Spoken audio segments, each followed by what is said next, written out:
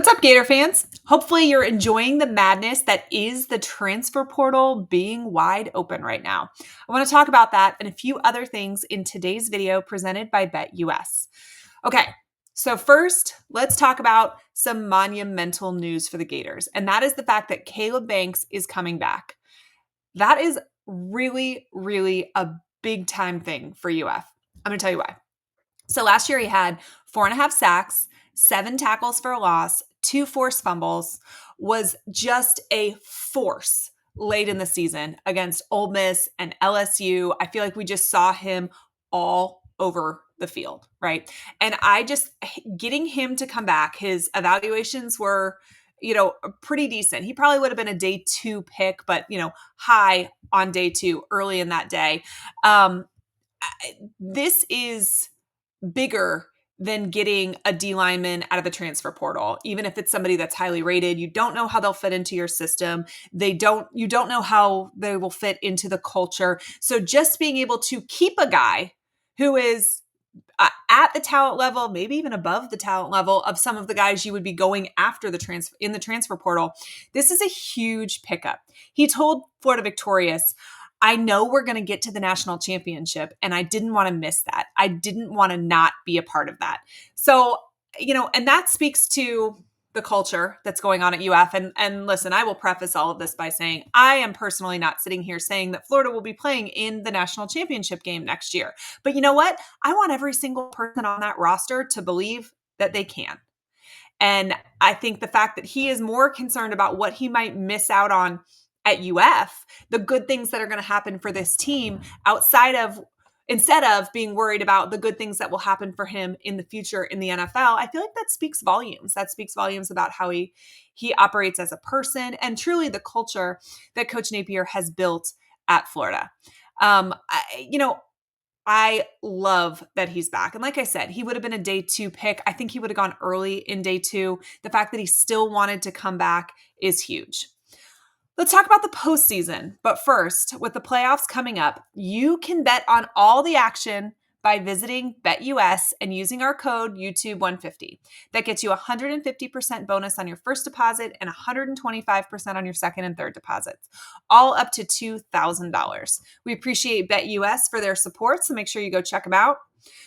All right, so let's talk a little bit about this bowl game. Florida is taking on Tulane, right, in the Gasparilla Bowl.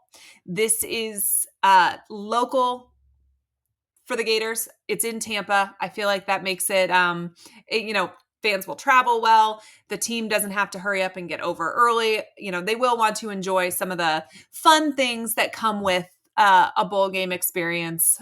But, at least it's close. Their families can be there. It's not the most exciting, but listen, it's an opportunity for a couple things. It's an opportunity for a win. So you can finish the season 8-5. I think that that's important. I think that that shows growth, that shows progress. It's one more game to get on tape for these young guys who are going to be vying for positions next year. I think the practices are huge. You get 15 practices with an additional bowl game. Obviously, by the time that it was announced that Florida was in the Gasparilla Bowl, there wasn't even 15 days until kickoff, right? So they're not going to get to enjoy all of the practice days, particularly with exams thrown in there as well, but they will get additional practices. Tulane's starting quarterback and their backup quarterback, both of them have announced their intentions to transfer. They are both in the portal. That is a pretty interesting development there. Florida's defense should absolutely eat. This should be pretty one-sided. Game is only 10 days away, December 20th. So like I said, they don't have the benefit of all of those practices, and then you throw in exams, but they are getting some, right? And additional work when your team is as young as Florida is important, particularly when you've got a guy that's a true freshman taking over for, Graham Mertz starting at quarterback, DJ Lagway. That's huge. It's just extra time. I think that it could be a positive to have an early game, right? Because once this game is over, your coaching staff can focus solely on the transfer portal, which will still be open at that point. And I do think that maybe that's a balancing act for other coaches that have bowl games later on in bowl season. So I get that it's advantageous to go to a prestigious bowl. I'm not saying Florida shouldn't want to do that, but you know what? This is the hand they were dealt, and I think there are some positives involved in it. Exciting thing about this game is it's generally played at Tropicana Field, but because it was damaged by the hurricane, they get to play at Raymond James. I think that's more fun, a little bit easier for fans to get to. I don't think Florida's going to have a lot of opt-outs, which I also think is something that points to the culture that Coach Napier is building. We're talking about a bowl game that doesn't mean a whole lot, right? That happens really early in the season. I could see why it wouldn't be exciting for players to get up for it. I could see why a player would say, I don't want to risk an injury. But you know what? None of that is happening. I don't expect a lot of opt-outs. Badger says he's playing in this game. Some of our top guys who you would expect, maybe would decide to save their own health and not risk an injury, get right to NFL training. That is not happening. So I think that's pretty cool. You're going to see a Gator team pretty close to full strength. Obviously, Tulane, we know, have some opt-outs. So, I think that really does speak to what Billy Napier is building in Gainesville. Before we talk a little bit more about the portal, I do want to tell you guys something really quickly. I have a brand new SEC channel. It's called A Peek Inside the SEC. We did our first show last week, and I've chopped up some clips of it for you guys. If you will do me a favor, subscribe. Watch these videos. Check it out. I would so appreciate it. We're going to be live again on Sunday night at 8 p.m. Go show this show some love. I'm kind of excited to get to dive in to some of these other programs at the SEC. I love talking about Florida. It's where my heart is. It's my school.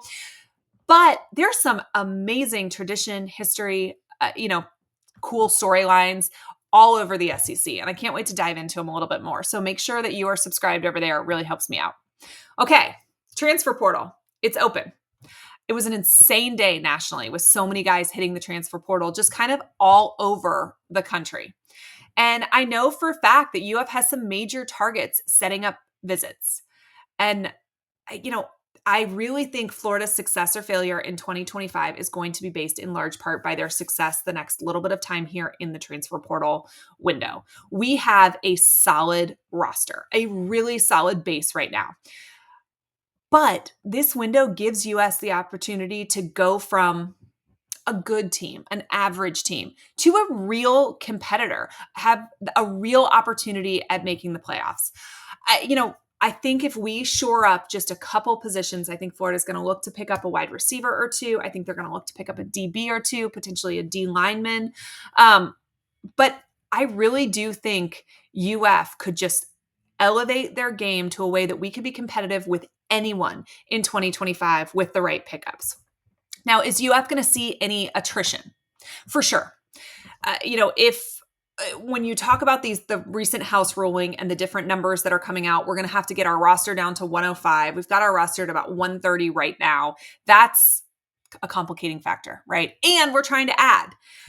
But I really do think that so many guys want to play with Lagway. So the core group of players will stay here. There were rumors for weeks that there were schools that were trying to get to Wilson, dirty recruit him, do illegal things to try and steal him away. And guess what? He is staying a Gator. And I think that that's kind of the Lagway effect, right? I think people want to play with him. And I also think that they believe in what Napier is building. UF's NIL is also very competitive, and that's a piece of this puzzle as well. We are going to have to pay to keep some of these main guys at UF. And I think our NIL is incredibly competitive. And so I think we can hold on to most of our roster. Excited to see what happens in the transfer portal now that it's open. We're going to be back with more info later in the week. And of course, more thoughts on the portal and what changes might be coming to UF. I appreciate BetUS for their support. And as a reminder, go check out the brand new SEC channel. You can get there by clicking the video on the screen right now. I'll talk to you guys soon. And as always, go Gators.